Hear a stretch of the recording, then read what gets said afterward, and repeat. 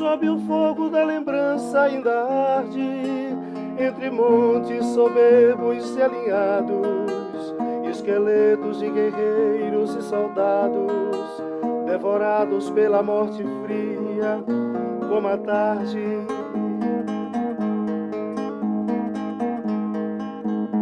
Era outubro no país que descobria, nos escombros dos casebres sertanejos, e a cidade encoberta por lampejos crepitava sob o fogo da utopia. Não morriam os guerreiros adormecidos, no silêncio verberava a ira santa. Era história exumando os esquecidos, ainda sangra sob o açude majestoso. Sob a aurora nosso povo luta e canta, na memória os algozes estão vencidos, na memória os algozes estão vencidos.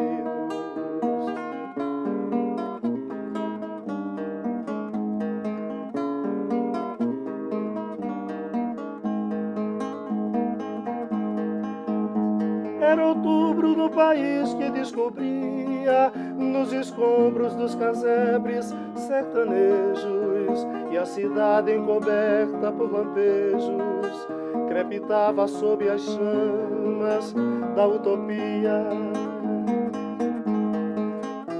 Não morriam os guerreiros adormecidos, no silêncio verberava a ira santa. Era história exumando os esquecidos, ainda sangra sob o açude majestoso. Sob a aurora nosso povo luta e canta, na memória os algozes estão vencidos, na memória os algozes estão vencidos, na memória os algozes estão vencidos.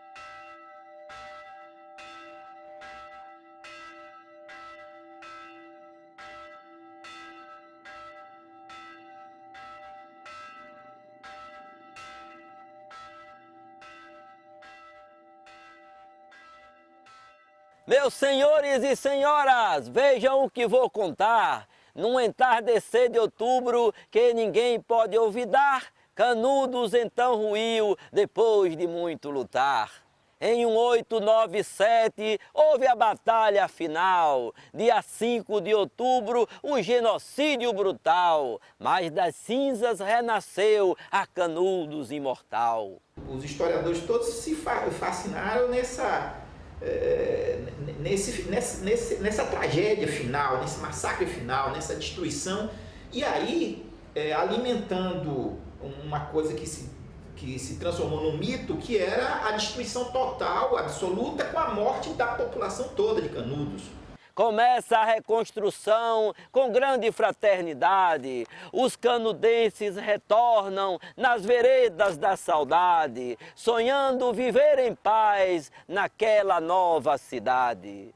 O processo pós-guerra foi muito difícil para as pessoas, para esses remanescentes, né? Então, eu acredito que por receio, essa reconstrução vai se dar uma década depois, 1908, 1909. Esse é o período em que as pessoas começam a sentir que não haverá mais uma represália ou coisa parecida, né? Então, eu pelo menos o que eu ouvi do meu pai, do Paulo Monteiro, é que 1909 seria assim, o início da reconstrução dessa segunda Canudos. Eu acho que essa volta dos conselheiristas, os moradores de Canudos e dos conselheiristas à sua terra, ou talvez eu não diria nem a sua terra, porque eles não nasceram ali, não era nem a terra natal deles, né? Mas era a terra que eles adotaram enquanto terra natal, porque foi a terra onde eles tiveram abrigo, foi a terra onde eles tiveram respeito, foi a terra onde eles não passaram fome, foi a terra onde eles não foram humilhados, onde não foram perseguidos, foi a terra onde eles viveram com dignidade. Pouco a pouco retornando o herói e a heroína, os Regis, os Macambira, os Guerras, Dona Idalina, Manuelão, José Ciríaco, Dona Maria Avelina. O Pedrão e a Guilhermina, muita gente de valor, a reconstruir a vida destruída com terror, do poder republicano, um poder castigador. As árvores, logo após a guerra, os anos seguintes após a guerra, as árvores da região de Uauá tinham um nome de família. Era a árvore de seu fulano, era a árvore de Dona Beltrana, quer dizer, árvores que abrigavam famílias fugitivas da Guerra de Canudos, né? Maria Francisca, ela foi baleada, entendeu? E andava com o bracinho assim apertado. Conheci uma senhora que se chamava Joana também, que essa teve que fugir para Salvador, levaram menina, passou um período grande, depois voltou. Foi da época da guerra também. Tinha um velho que chamava Chão, ele comentava muito que na hora das balas estavam apanhando água no poço que chamava Poço. Ele tinha um poço lá tomavam banho, Poço da Pedra, que chamavam Poço da Pedra. Diz que as balas faziam trum. Diz Pedrão, do tempo da guerra, conheci. Andava caminhando dentro de uma gamela enrolado. Botava as mãos no chão e caminhava com a gamela. Pedrão, acho que foi quem inaugurou o cemitério de Cocorobó.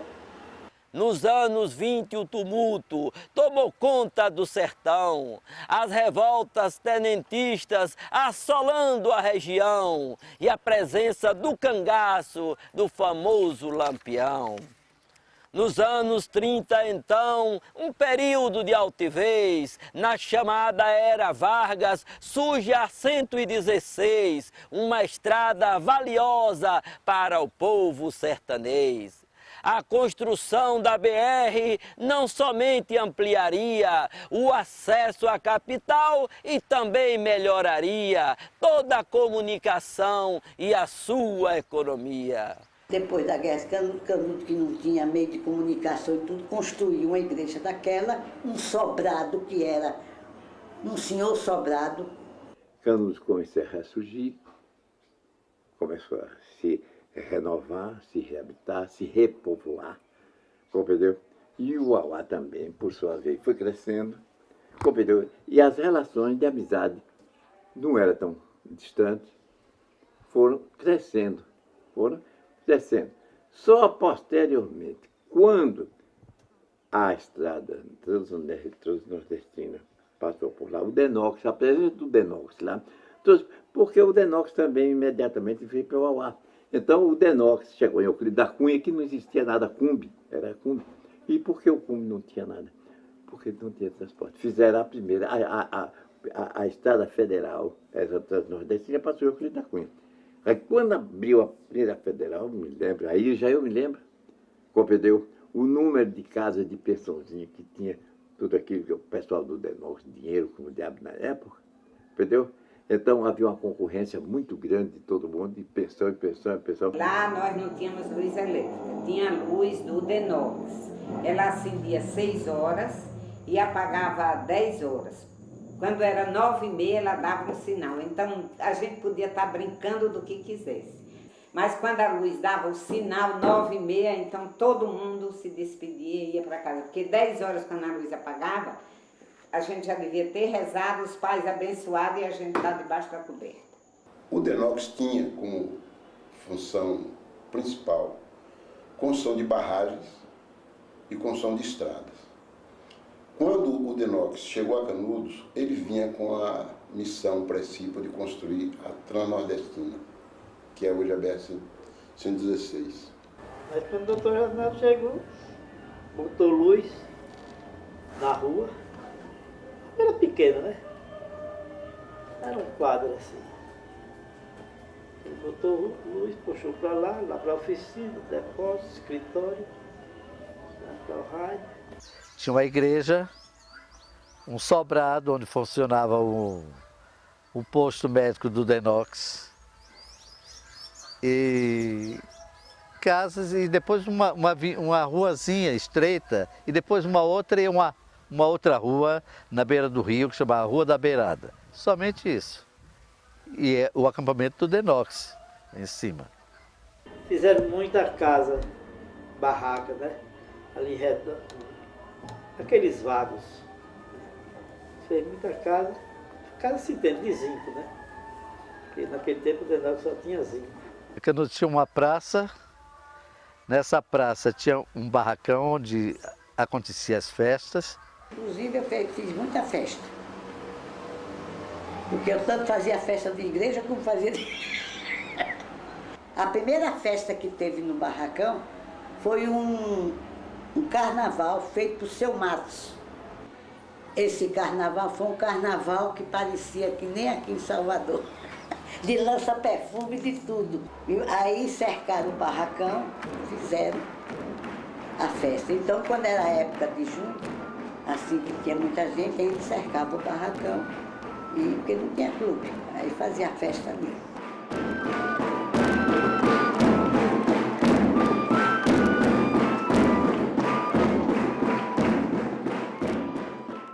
Mês mariano, rezava, quando era no dia 30 era a noite dos rapazes, 31 é das moças, aí começava a noite de Santo Antônio até o dia 13. Quando chegava, ainda invernava o dia 14. Em 1936, eu, rapaz, fazia parte da banda de música de Uauá, fomos convidados e eu interferi, aí eu me saía, mais ou menos, rapazinho, essa coisa, fomos atender ao coronel Isaías Canário, Antônio Batista, para ir à banda de música de Uauá para festejar o dia de Santo Antônio, que era como é o padroeiro. Chegamos na casa, o caminhão foi com a banda e nós fomos, inclusive, eu fui hóspede do pai de Hélio Canário, dormi na casa de Enoque Canário. E na casa não faltava nada, a união mais perfeita que eu já vi entre pessoas. No lugar, a quantidade de gente, porque nós fomos uma banda de música completa. Então, na casa de Isaías Canário, mandava buscar na casa de Zé Canário, na casa de Enoque Canário. E aí, tudo aquilo fazia uma festa grandiosa. Nós tocamos e chamamos os céus de Canudos, a beleza, a banda de música do Uauá, e uns aplausos, e música e tal, essa coisa toda. Luxava muito. Muito, muito mais do que o filho da Cunha. Muito, muito. Estava na moda, sapato alto. Aí dava uma risada que eu dizia, ele passeando para lá e para cá, quando chegava uma poeirinha, eu quero que a turma brinque. Tinha uns melão de São Caetano que a gente fazia, conhece? Que a gente botava uns palitinhos assim, formava um boi. E fazia o curral, assim, isso. Brincava de tomar banho no açude. Subia nas mangueiras, nos umbuzeiros, tirando umbu. Isso a gente sente saudade. Tomava quando vinha o riacho, a gente ia tomar banho, né, naqueles riachos. Ou brincando de roda, ou brincando de boto nas noites de lua. Sabe o que é boto, né? Picula. Que a gente se escondia, um grupo se escondia, o outro ia atrás. Os meninos separados das meninas. Não podia juntar os grupos para brincar de boto, nem para ir tomar banho no rio. Só mais eram os homens. É assim, todo mundo brincando de picula, de correr pulando, de corda. A gente juntava muita casca. Quando chovia, a gente saía naquelas regueiras assim, onde descia água, né? A gente achava as cascas de bala. Teve uma ocasião que o rio tomou enchente, ali do lado do cruzeiro. Ali era a roça de Padrinho Isaías. Ela fez cavou assim, nós achava as balas, as balas de canhão. Aí vendia aquele pessoal que vinha de fora, a gente dizia, vamos guardar, para quando vir uma pessoa de fora a gente vender. Quem não conhece, e são doidos para comprar, a gente vendia. Assim por R$2.000, ou 10 tons, assim. Em outubro de 40, em um dia ensolarado, aportava em Canudos o presidente afamado. Seu nome, Getúlio Vargas, que ali fora aclamado. Getúlio, quando o final de Getúlio veio aí, no dia que pousou lá no campo, pousou 5 aviões. Cheguei a ver ele. Era assim de gente, o mundo. 5 aviões. Pousou num dia só. Quem é que via mesmo? Só via de cá o vulto lá no mundo. Gente como daqui, mais do que no escritório. Não tinha que ver isso não. Já existia o Denox.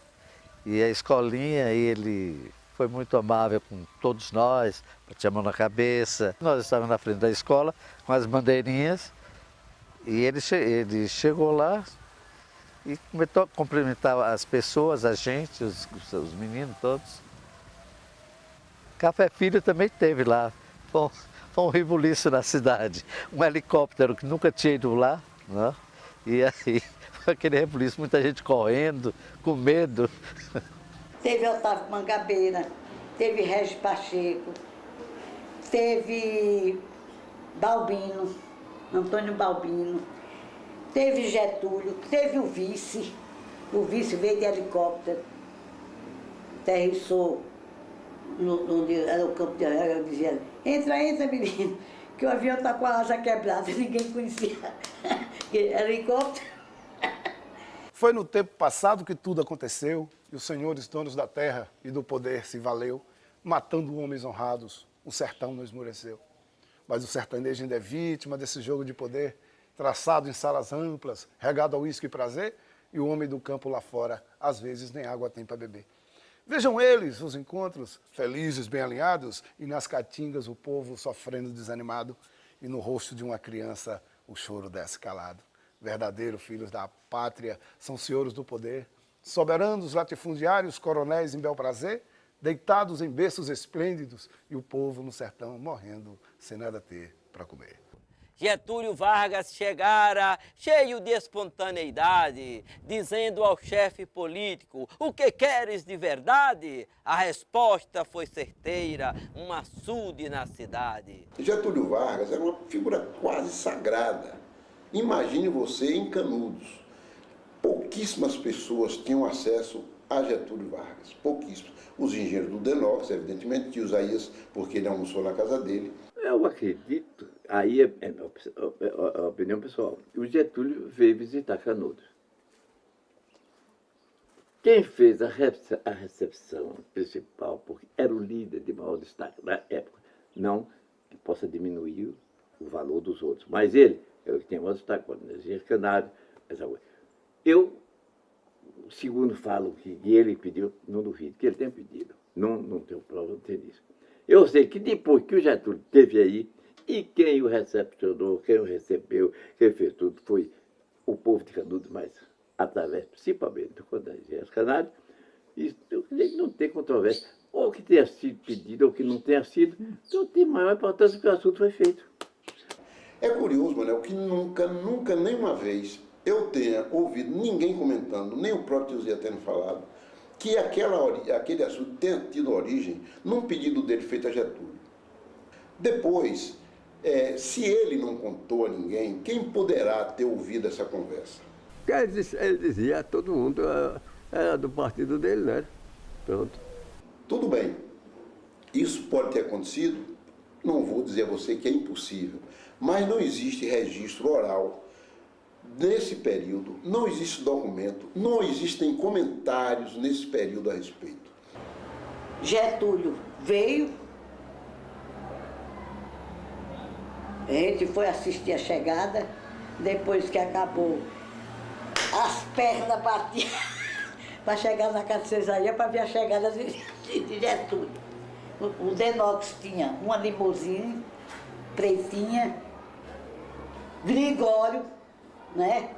Gregório, vinha o Getúlio, acho que o governador, o comandante, esse pessoal, né? Que o carro era pequeno, né?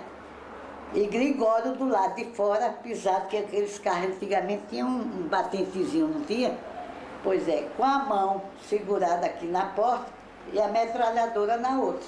Lembro como se fosse hoje. Eu tinha 12 anos. Quando vi. E aí entrou o Denox, porque foi para casa de seu Isaías, aí veio o café. Quando veio Gregório, tomou logo, botou e tomou, antes de Getúlio. Eu acho que nem as filhas de Isaías sabem disso. Aí o seu Isaías pediu que o Denox era muito útil para Canudo, e Canudo saindo, o pessoal não tinha de que sobreviver, né? Não vou morar em Mato Grosso do Sertão do Paraná. E aí começava aquele puf, é porque eu não sei a música toda, né? Puf, puf, mas era um ritmo decente mesmo, da pessoa dançar. Era esses 40, quase 50 operários nos pilão, uns de cepo e outros com esses pilão mecânico. Só piu, piu, piu. O próprio pilão dava até aquela música certinho, no ritmo da música que eles cantavam. Não vou morar em Mato Grosso, no sertão do Paraná. Pronto, só puf, puf, puf. Tudo em fila que você dizia é uma marcha. Parecia um militar só marchando, rapaz. Negócio bonito. De você ficar de boca aberta apreciando. Uma iluminação muito decente. Isso era de dia e noite. Não tinha parada, não tinha parada. Só trocava de turno. Que era aí onde produzia o volume grande de gente. Tá entendendo? Motorista era só do Denox era 84 motoristas, rapaz. Nessa barragem. 84 motoristas. Todos com seu veículo. Agora nessa condição.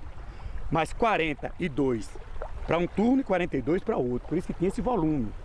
Qual era a situação dos pilão também? Dessa quantidade de gente braçal, serviço braçal? Porque tinha turno. Você trabalhava, ele saía, eu pegava meu turno de 12. Eu trabalhava às 6 horas da manhã, 6 horas da manhã, ele pegava o turno de 6 às 12 do dia. Eu trabalhava do 12, ele trabalhava de 12 do dia às 6 da tarde, revisando o turno, né? Aí tinha que ser gente mesmo. Foi funcionário muito aí. Essa Pombinha Branca, esse acampamento aqui, era tudo de moradia, de gente do Denox. Tinha passado as 34 mil casas aí. Eu vim morar no acampamento do Denox. Na casa número 1 era de meu irmão, Felisberto, já morreu. Número 2 era minha, Edmundo Cerqueira Campos. Trabalhei como caçaco, na picareta, na levanca, na pá, no carrinho. Era o caçaco. Depois que João Guerra me tirou, botou para cavar cascalho, encher carro. E ainda era a Inspetoria Federal de Obras Contra a Seca. Trabalhava no carrinho de mão, batendo marreta. Foram anos de labuta, eletricistas ferreiros, tratores escavadeiras, mecânicos marceneiros, chapistas peões de trechos e os caçacos obreiros. Em torno dessa empreitada, sobre a quintura do sol, os feirantes transitavam desde o início do arrebol, até que chegasse a lua acendendo o seu farol. Iniciaram-se os estudos em 50, só já agora em 1968, que o açude foi concluído. Nós construímos a barragem, nossa última prova final, como eu falei, dos Euclides, nós fomos com aquelas máquinas fazer outro forro de cascalho, ali foi no dia 9 de outubro de 68, 9 de outubro de 68. Eu sei que ficava muito com medo, era quando ele estava enchendo. Que estavam tirando o pessoal de barco, outros sem querer sair, que confiava muito em Santo Antônio. Aí foi que não, Santo Antônio nessa hora não está não, vamos, ele é quem vai lhe ajudar, você sair daqui dentro, senão vai morrer afogado. Muita gente está sem querer sair do açude. O povo de Zefinha, Dona Zefinha, lembra? Mas teve uma mulher de tesouro que não saía não. A água foi chegando, até que chegou na casa. Saluco não queria sair. Só louco. Eu sei que essa mulher, não sei que se saiu ou se não saiu, sei que morreu afogada ou se ficou lá. Eu não quis não, Deus. E foi muitos moradores em Canudos Velho. Nós passamos lá 2 noites, rapaz. Passamos um dia e 2 noites, tirando gente de barco, na marra, tirando na força. Essa, dona Salomé, nós tiramos ela na força de lá. A senhora não está vendo a água onde já vem não, dona Salomé? A senhora não está vendo não? A senhora se acaba, a senhora e muito. Tiramos na raça, até com câmara, boião de câmara de ar, dos Euclides, daquelas máquinas, desse tamanho, cheio, nós botar 4, 5 pessoas ali em cima e sair empurrando. Nós não, eu não que não nadava, mas os nadadores iam tirar para botar a canoa até para poder nós transportar aqui. Inclusive o material mesmo, como ossadas de gente, que eu fui buscar em Canudos, o Cruzeiro da Guerra, que foi transportado por mim. Muita gente lá de Canudo Velho, eu fui quem dei a planta, e muitos já tinham feito tudo. Agora nós já avisava, você pode sair daqui e receber pelo Denox, aqui vai ser inundado de água, aqui vai ser coberto de água. Meu pai mesmo perdeu uma parte aí do terreno, né? Olha, à época ninguém aceitou de bom grado, entendeu, os valores. Porém, há de se entender hoje que todos teriam direito à ação de uso capião. Mas por poucas informações, por falta de profissional, de orientação, de cuidado, poucos também tinham domínio da terra. Não eram dono das propriedades, que a terra era ainda tida como espólio da família Fontes. Não é? Cocorobó toda, entendeu? E parte de Canudos, né? Então o Denox, à época, entendeu? Indenizou como benfeitorias. Agora, só que o Denox também deu todo o material. Ele tirava calho, tirava o material, porta, tudo, o Denox não quis nada. E também o Denox ajudou. Essas casas que tem lá, foi a ajuda toda do Denox. Transporte de todo o material, de barro, de tijolo, tudo o Denox teve. Por isso que eu digo que o Denox foi muito útil para a região. Aí foi nessa sugestão que nós fomos para tirar o pessoal, sem querer sair. Mas tinha a sua justa razão, moradores há 20, 30, 40, 50 anos, comendo tudo que era bom de seu roçado ali dentro da margem do rio, que era um rio rico, com muito criatório, muito gado, coisa. Fazia dó, rapaz. Foi um benefício para Canudos, isso aqui foi um benefício para toda a região. Porque Canudos hoje, vocês só estão aqui em pé, eu só estou aqui como filho de Canudos, só tem essa pedra se acha ali por causa da barragem de Canudos, as águas de Canudos, do Vaza Barris. No Vaza Barris passou água, passou, passou, passou. No Vaza Barris passou água, passou, passou, passou. É água que desce das cabeceiras, faz curva e cachoeira. No Cocorobó vai se entrincheirar as águas do Vaza Barris que alimentou a rebeldia de um beato que dizia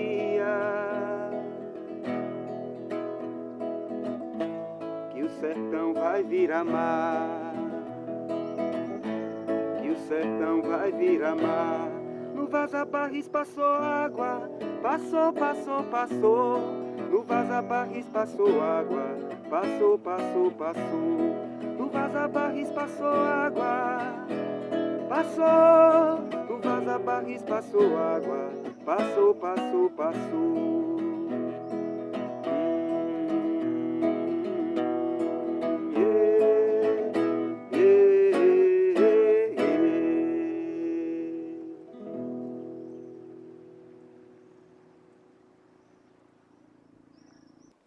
Sou um buzeiro, baraúna e quebra-facão, rei de manguá de boi, punhal de lampião. Sou a coragem do vaqueiro, de perneiro e de gibão, de alpercata de rabicho, de guiada na mão. Sou o canto da rolinha, chuva caindo no chão, sou riacho transbordando nas baixadas do sertão. Sou o canto da rolinha, chuva caindo no chão, sou riacho transbordando nas baixadas do sertão. Sou o canto do oito baixo, nos terreiros, no casarão, sou ribanceira de riacho, vazar barris, descendo, rasgando o chão. Me lembro como hoje a despedida da residência de Canudos para cá, entendeu?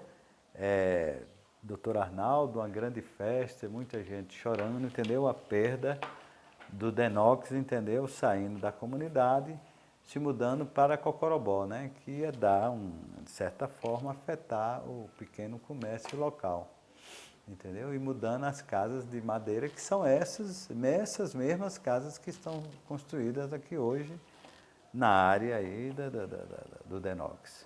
Nós sentimos uma tristeza profunda, mas era assim, como se o coração, se tivesse pegado assim o coração, quando a gente sentiu o aperto mesmo. Os Canudos vai desaparecer. E quando eu disse que eu ensinei ainda um semestre, que eu cheguei lá,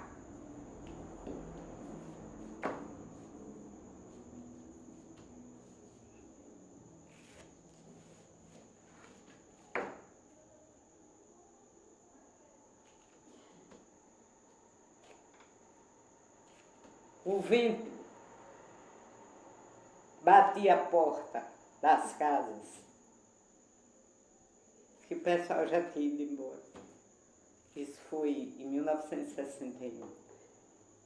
Então a gente sentiu, como hoje eu ainda sinto, uma saudade profunda. Aí eu digo, eu tenho saudade da minha infância e da minha adolescência, onde eu vivi em Canudos. Porque eu já vi muita coisa, eu já estudei 15 meses na Europa, eu já estive em Israel, eu conheço 8 países da Europa, mas nada no mundo me encheu de alegria e de coração como ser filha de Canudos e ter visto Canudos.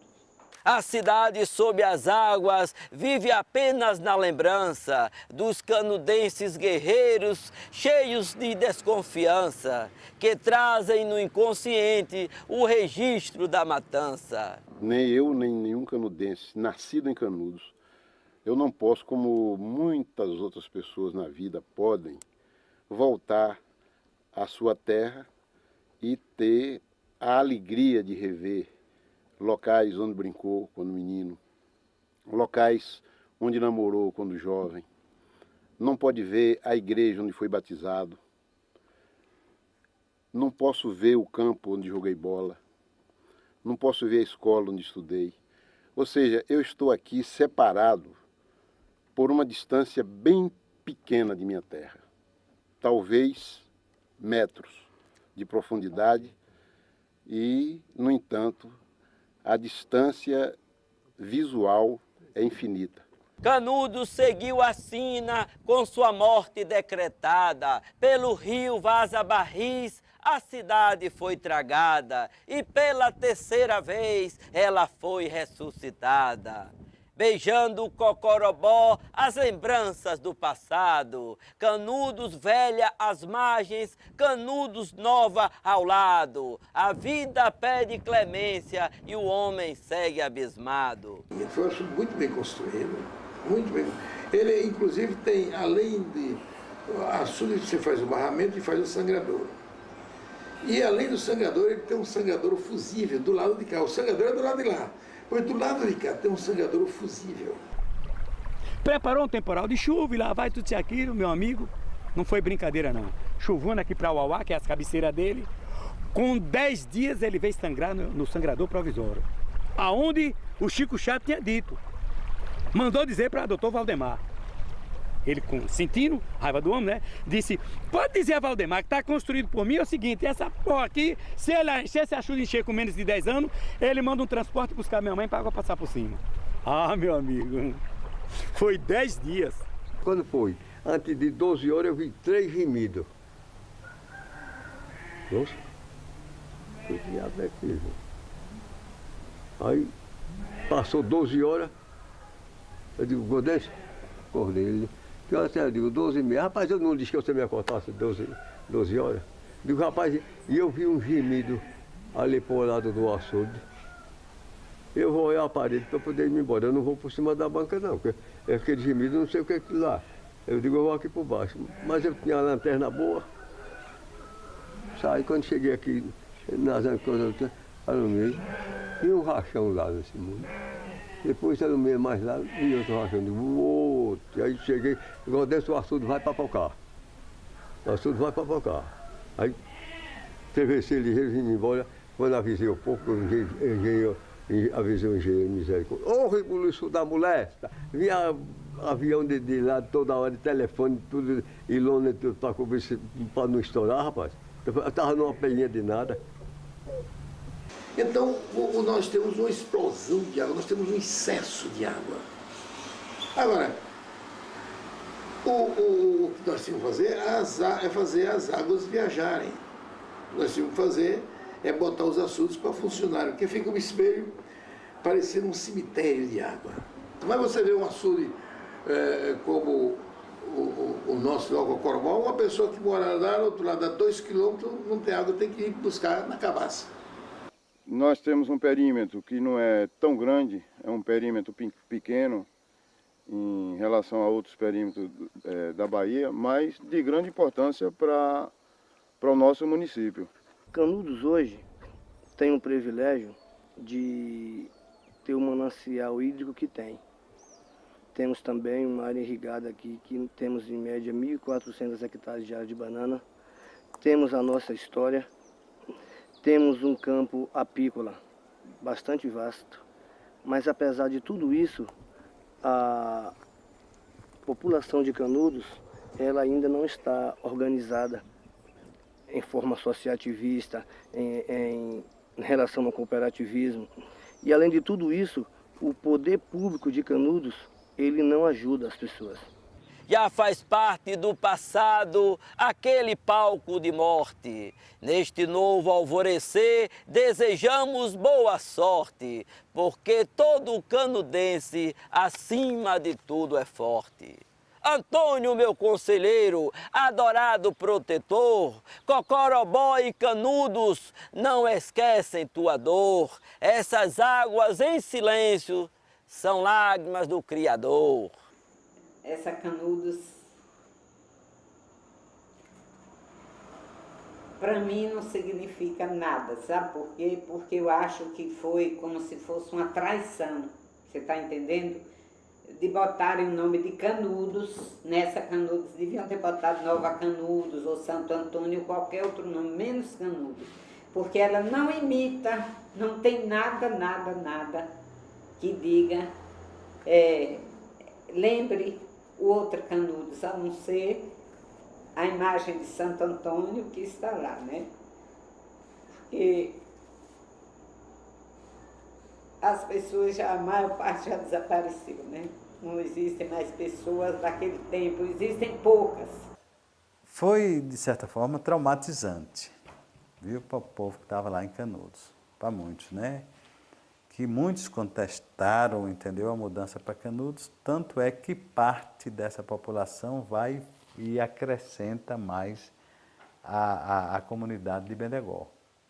Porque muitos deixaram de vir para Cocorobó para irem morar no Bendegó. Que era entroncamento. Entroncamento, por uma forma de contestar, entendeu, a vinda para Cocorobó, porque Cocorobó era o grande mal que estava se fazendo a Canudos, que era inundar Canudos, entendeu? Matar o resto de Canudos todo afogado. Termos usados por muitos e muitas pessoas, né? Então, eu vejo aqui em Canudos uma coisa incrível, assim. A Pombinha Branca, onde eu nasci, poderia ser hoje uma espécie de um lado antigo da Canudos, uma extensão. Uma visita a Canudos Velha, é uma parte velha da Cocorobó, né? Poderia ser um lugar, um espaço de cultura mesmo, um lugar de pessoas se encontrarem, tal. Destruíram. Tínhamos aqui uma coisa fantástica, que era uma igreja foi construída, derrubaram a igreja para fazer uma nova estilo europeu, não sei lá o que é. Quer dizer, todas as coisas nossas estão sendo destruídas. Ah, rapaz, eu nem gosto de ver. Nem passo por aqui. É difícil eu passar por aqui, porque quando eu chego e olho, as condições desse hospital, rapaz, dói. A gente sente aquilo ali, né? Porque foi o lugar que a gente deu socorro à humanidade, né? E por aí, eu estou aqui, mas só Deus sabe como é que eu estou aqui. Cocorobó, os acampamentos do Denox, na época se chamava acampamento A, B e C, não sei se você já ouviu falar essa história. E Pombinha Branca, e Rua dos Motoristas, e Gogó da Ema, e Rua do Barro. Tinha a Rua do Cachorro Doido também. Cachorro Quente. Tem chamavam Cachorro Doido, mas era tudo Cachorro Quente. Ela nascia naquela estrada, descendo, depois dobrava à direita, passava pelo Cachorro Quente e ia chegar a Pombinha Branca. Mais na frente, no reto Gogó da Ema, dobrando à esquerda, ainda era Pombinha Branca, chegava à Rua dos Motoristas, o hospital, ainda hoje tem lá a casa, e ali próximo do hospital, a Rua do Barro.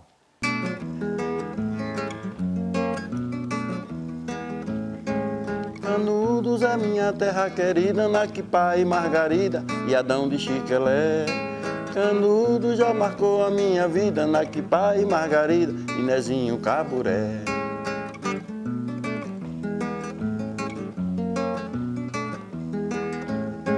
Naquipá era a avó do Babau, finado Babau, conheceu? E Benjamin no Pif, mais Benedito e Peru de Evaristo, era craque no peão. E eu e Gama, mais Deus de Dona Ninha, pra roubar uma galinha e um pato de seição. E pato bom e agonia, pra cozinhar o pato eu levei pra padaria.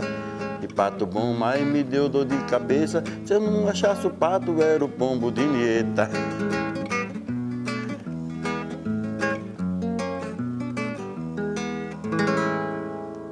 Se falou logo, já no final da década de 70, né, que a população de Cocorobó já era superior a de outros lugares, que eram cidades, né, e começaram a fazer comparações, né, paralelos, que aqui tinha uma economia, isso conversa no meio político, né.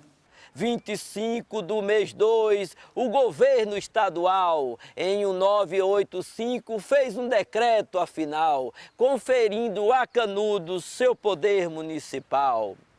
O Lindolfo Dantas Guedes, né, no grupo, entra como candidato, né. E aí teve a ideia de fazer o trabalho inicial para o plebiscito, né, que era conseguir assinaturas e com o número do eleitor e tudo mais, coisa da confiança que pudesse motivar a Assembleia. Pediu-se para emancipar, sim, mas na época não houve o traçado. E quem desenhou em cima de uma mesa, né, lá no IBGE, na época foi só Renato Campos e o deputado estadual Roberto Cunha, que também era engenheiro, né? E como se divide um boi? Se aqui é filé, aqui é carne com osso. Então esse filé fica para cá e essa aqui ainda tem carne de osso, aqui é carne de osso. Quando chega aqui, entendeu? Agora dobra para cá. Dobra para cá que é para entregar essa outra carne de osso para eles, né?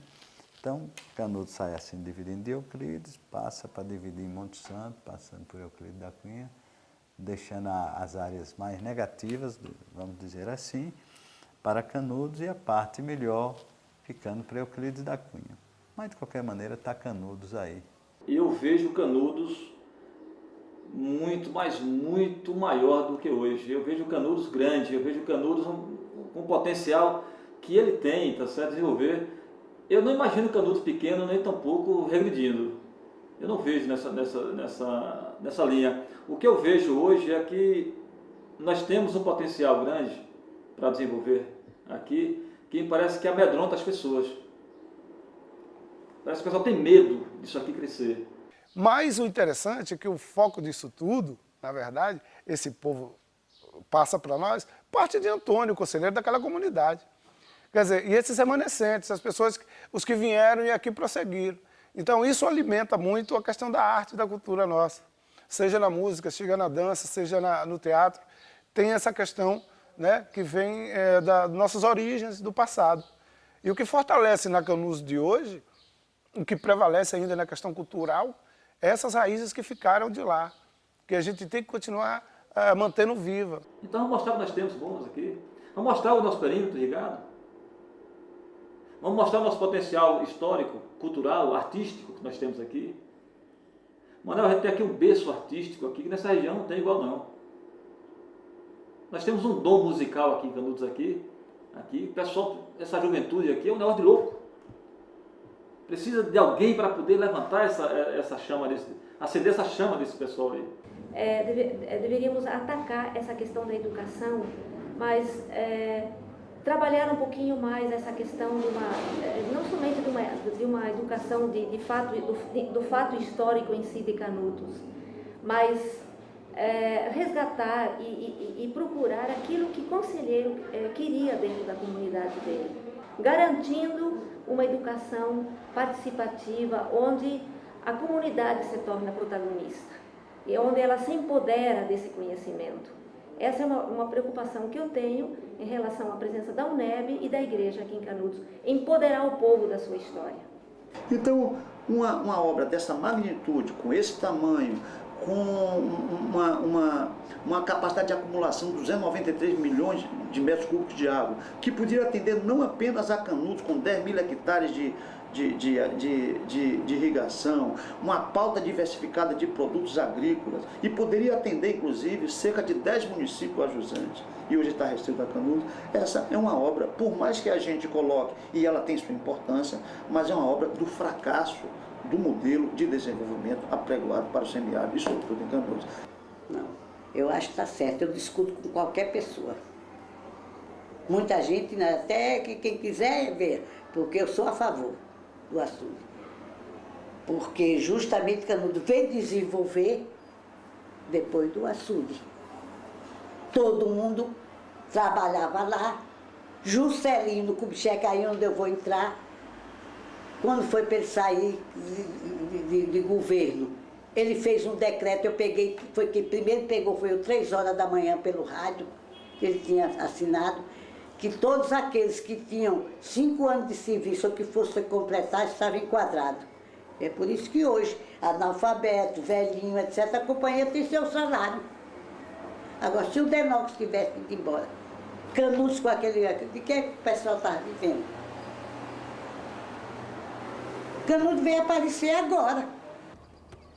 Rapaz, uma parte valeu, né? Porque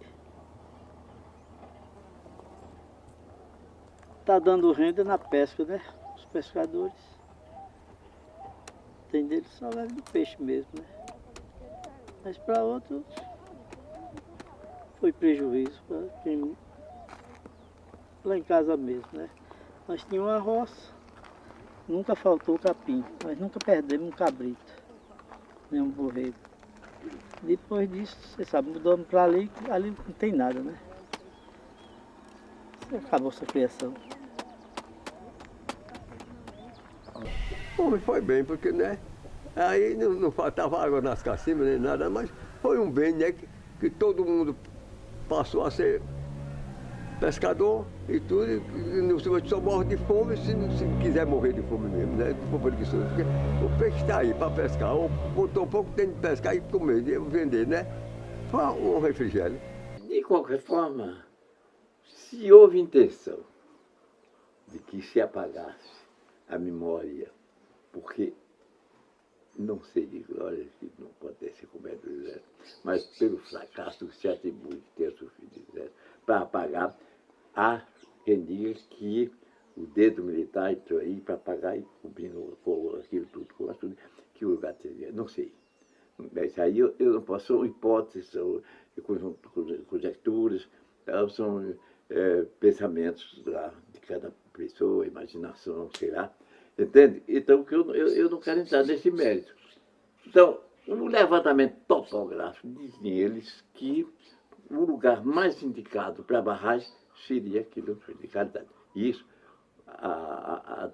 os topógrafos e tal, o levantamento topográfico, existe isso também, eu não posso afirmar. É o que dizem. E eu conheço ainda hoje alguns geólogos, alguns técnicos que ainda defendem, do ponto de vista técnico, a viabilidade como o melhor local para ser construído aquele açude. Eu não tenho dúvida disso. A questão é que eu acho que um parecer técnico, ele sempre está subordinado a uma questão maior, mais ampla, política, histórica, etc. Então, o parecer técnico nunca sobrepõe a um parecer político, de consciência nacional, de preservação, etc. Uma sociedade mais civilizada e que preservasse as suas memórias, esse açude poderia ser pensado, sim, era importante no contexto de desenvolvimento regional, mas não podia se perder a tudo aquilo que ainda restava de um movimento tão importante que aconteceu ali no sertão de Canudos e ser inundado daquela forma que foi. Mas aí ninguém é culpado, né? Se acabar, se acabou. Muito terreno bom. Isso aí se acabou. Muita gente achou ruim mesmo. Se não fosse esse açude aqui, eu acho que não tinha como a gente sobreviver, né? Principalmente o pessoal do DENOC ainda tem, né? Mas se não fosse esse açude, eu acho que não existia Canudos praticamente. Canudos, como é linda a minha terra, cheia de encantos e mistérios, seus cactos, seus belos montes, seus riachos que no passado usaram como trincheiras, ao invés de água, sangue descia nas ribanceiras. Como é linda a minha gente, que apesar do sofrimento não te nega um sorriso e te aperta junto ao peito. Como são lindas minhas flores, flor de mandacaru, flor de umbuzeiro, e para os mais apaixonados tem a flor de juazeiro. Canudos, minha terra, Canudos, minha paixão, te amo.